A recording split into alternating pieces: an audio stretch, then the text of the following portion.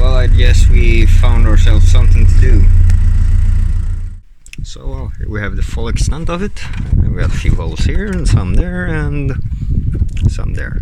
And the difference between this and the other Mercedes cars I had is this is actually something left to weld on. We're gonna go ahead and get a grinder, and I'm gonna try to get you a view like that.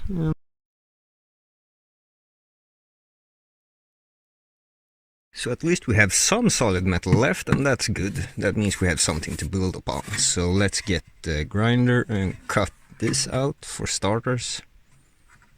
And then I'll show you that, and then we'll see if we have some sheet metal. Otherwise I'm gonna have to buy that.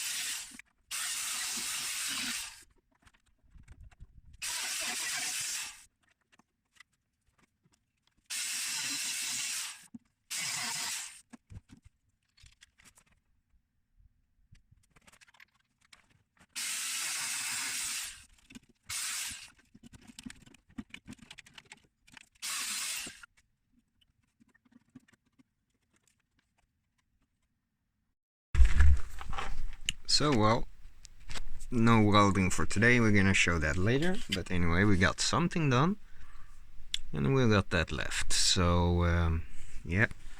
And these magnets are good, but come on, god damn it.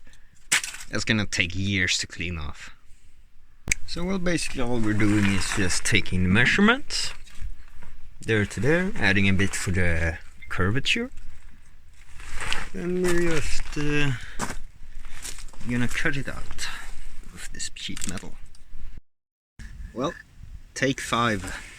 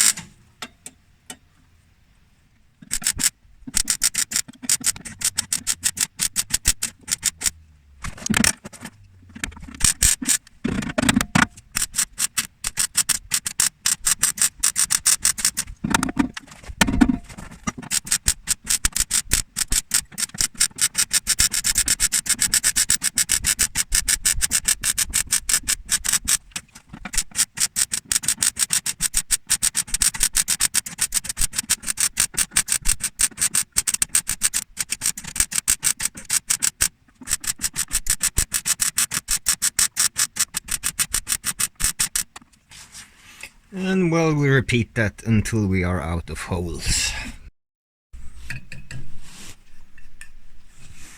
God damn it. And I already missed the closing times of every place I can replace this thing. And besides, it's expensive. And I don't have a regulator to use that. Oh well, no more welding for today. Luckily, this is a 50-year-old car. There's always something else to do. So I noticed this. I don't know if you can see it, but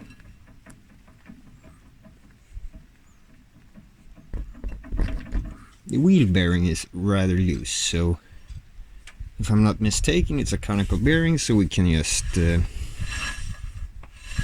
take this cap off and have a look at it.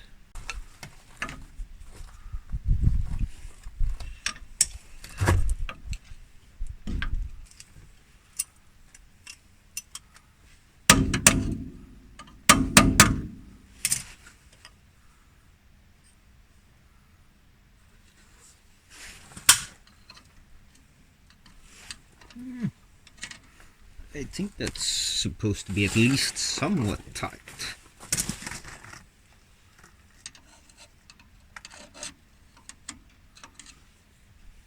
Only grease in here is... I can't even see anything. I think so. There we go. The grease in there is at least 30 years old or so.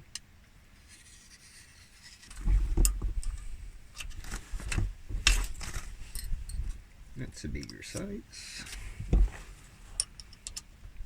It's an even bigger size.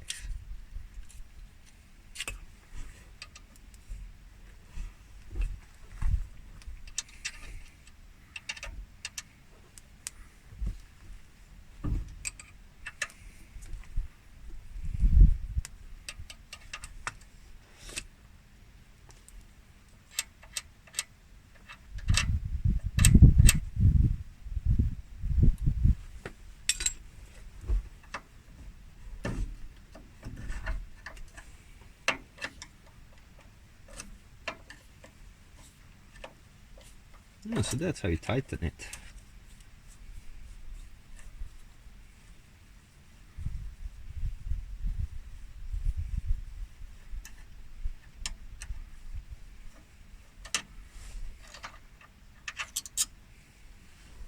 Good to know.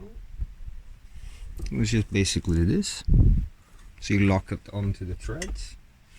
Nice and mercedez-y. I don't know. Anyway, that's way too loose.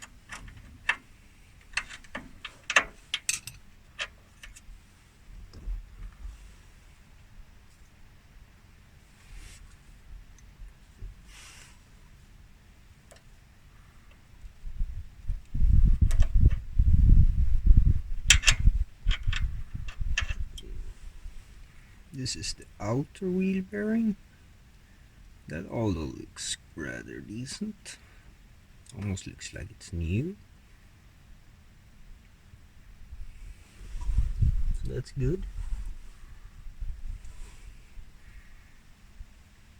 I don't know if you can see that, but it looks fine to me.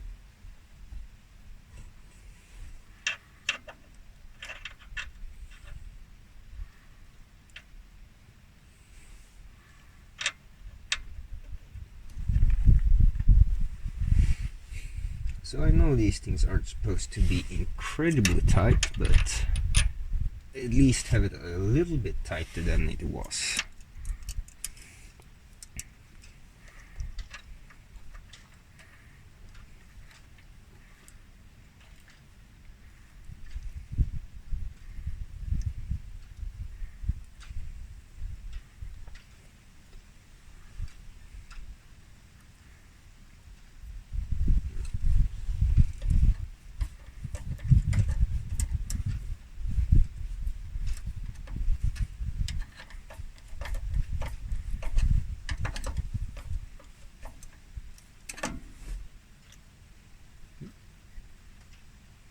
That's probably an important part.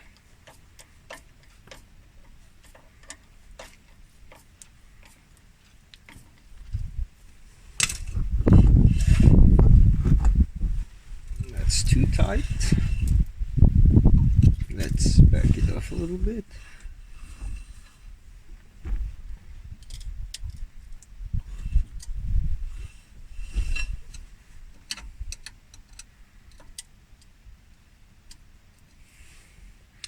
I think that's about where we want it.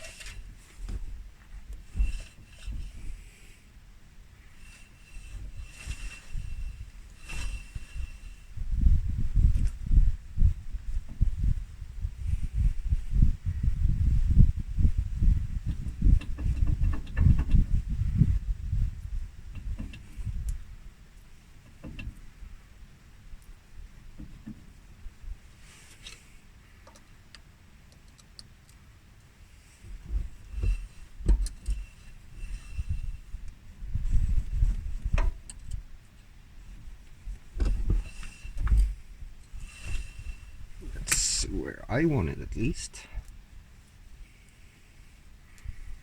I'm gonna actually have to check it out, so make sure that I to make sure that I'm not screwing myself over here.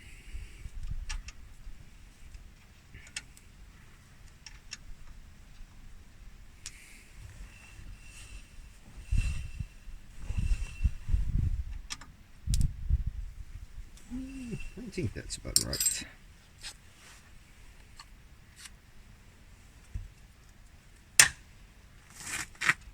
So I'm gonna go find some grease, I think, and stuff into this thing. And we're gonna put it back on. Yep, grease.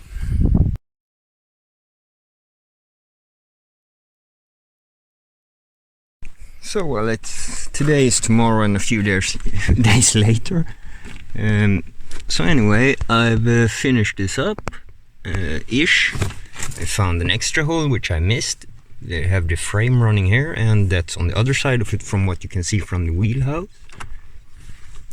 And in reality, this isn't patched together, so we have a small hole into the engine compartment. That isn't great, but there's nothing left to weld in here, and I'm gonna call it good enough. So that's that. My feet don't get wet anymore when I drive it, and that's always positive. You never know when it's gonna start raining in Sweden, you know, especially if you visit Brås. So anyway, I think that's about it.